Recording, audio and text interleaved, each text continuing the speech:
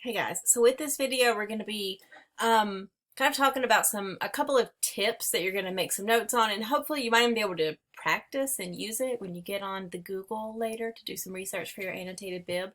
Again, it's just tips to help with that search efficiency, like being able to get what you need faster and get at different information. So here's just a couple of tips we're going to go through.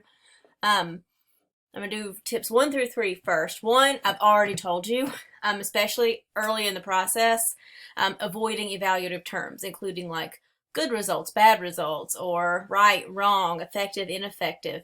If you have these in your list right now, make some edits. Go in and mark it out so you're not using them now. Because again, it limits what you're going to be able to find. Because again, if you search results, you're going to find like good results, bad results, ineffective, effective, but then you're limiting it to the word good with it. So take those out. You can add source types and domains to your search. So again, like I included some of these in my sample list. You can include, if you're looking for a documentary, you can search like standardized testing documentary, or standardized testing and .org, or standardized testing and news. If I want a current news, you can also use the filter with Google to find news as well. Standardizedtesting.edu to get an education site that kind of talks about it. If you're wanting to search things like verbatim, now this is probably a pretty popular result, so I'm not sure I would need this, the quotes with this exact thing, because it'll probably search them together on its own. Google's kind of smart like that. But if you're searching for like exact phrases that you want to search for, definitely these two things together, because if you search like, I'm going to use this as my example though, every student succeeds act, it's going to search for every and student and succeeds and act. So it's going to look for articles. It could look for articles. If you get later in your results, you might actually find this with this term is it's going to find an article that has the words every student and succeeds and act, not in the title, not together, just in the article somewhere. So sometimes if you're looking for like groups of words that you actually really need to be together, like side by side, then you have to put quotes around them so it'll search for those things verbatim together. Otherwise, it might search for those words individually, just spread out in the article, and it's going to make it harder to find what you want. Tips 4 and 5 are adding that minus to take something out. You can remove and filter a lot of the .com sites out if you're tired of seeing them by putting like standardized testing and then minus.com. And it filters some of those out, or maybe all you're seeing so far is news. You can put minus news. I think last year I did with the Amazon rainforest, and what we would do a lot of the times is we would try to search this Amazon and fire. Guess what you get? Fire tablets. Get it? Amazon fire. So instead of looking for like fires in the Amazon rainforest, we were getting Amazon products. So we searched, let's see, some of the things that pop up here. We searched like minus tablet. See if that helps a little bit. Not really. Let's also do minus stick, minus TV. Let's see if that helps at all. Oh, we're getting into some of it down here.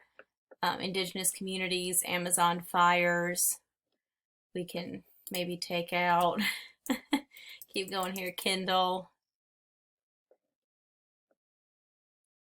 And then we start getting into it a little bit faster. So you can see the things you're doing up here, manipulate and filter and change what results you're getting down here. So I'm going to go back to presentation here. You can include a tilde in front of a word you want synonyms for, like teen. So maybe I could do a tilde in front of fire. And it might search for like destruction or burning or other terms, but it lets it know that you would like to search as much as possible for synonyms for this. So tilde and teen, or tilde and news, to see if you can get some synonyms for things can be helpful. Sorry, got a little off there. Okay. Tip number 6, don't use too many words. together. Like sometimes on Google you can search the whole question, but it definitely like adds in a bunch of extra words that it's going to be searching, like a bunch of a lot of fluff words. And the more you have it searching, the more off tangent your search results can get. So a lot of times I'll say avoid searching whole questions. Especially if you already tried the whole question, it's not really working out for you. Or avoid common words and punctuation, unless it's like inside quotation marks. So like we call these stop words, a, the, which, that, of. You can take them out. Like they're typically ignored with Google, but not always, and it can like mess up and like your intended results and add a little bit of fluff in there and send some mixed signals about what it is you're wanting to find. And sometimes if you have too many of these in there, it can kind of skew things a little bit. So you actually want to search like just like main terms, not whole questions, not fluffy sentences. Tip 7 is using or this symbol to like search either this or that. So you could search result or outcome.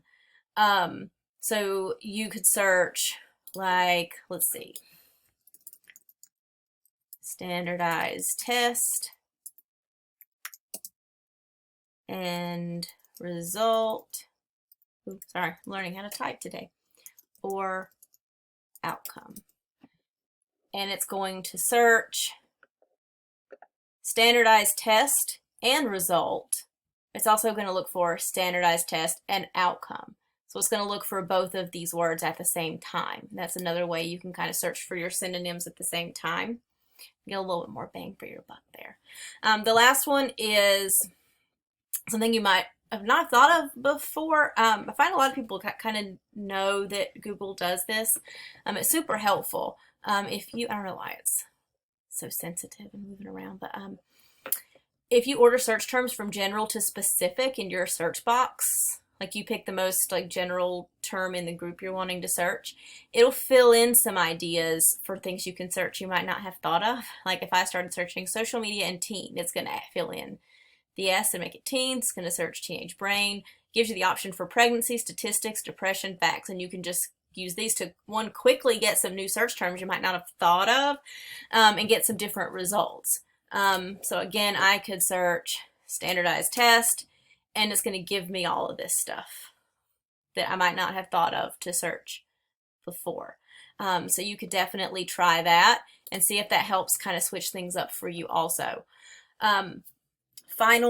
Final note here. Again, you might not go through all these steps like in writing every single time you research, but the goal is to know and create a habit of mind of doing it, not necessarily making the whole list every time, but knowing quickly, like offhand, what strategies you can reach for, and practice using those to help you get out some better results, not just for classes, but like research in general. Like we use Google daily. Let's get good at it. Peace.